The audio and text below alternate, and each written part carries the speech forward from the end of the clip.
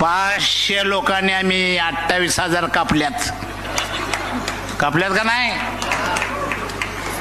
तो इतिहास असा आहे चांगले साहेब, पेशवा इंग्रजांना हटतच नव्हता.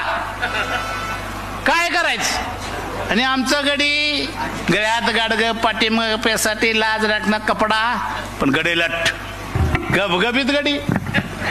इंग्रज म्हटले शिळ खातायत, अंगाव कपडा नाही पण गबगबीतच आहेत.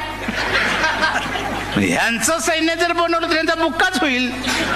म्हणून इंग्रजांनी आम्हाला सगळ्यांनी एकत्र केलं आणि सांगितलं चांगली चांगली कपडे घालायला देतो, शस्त्र चालवायला देतो, खायला देतो. आपली माणसं म्हटली एवढं कौतुक आमचं कोणी केलं नाही, काय करायचं ते सांगा.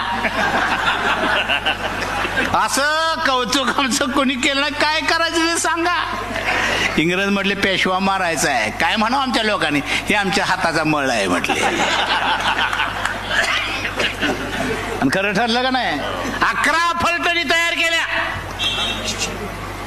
आणि त्यांचा पेशव्यांचा सेनापती नदीचं पाणी देवाला फेकत होता आम्हाला विजय मिळू दे म्हणून.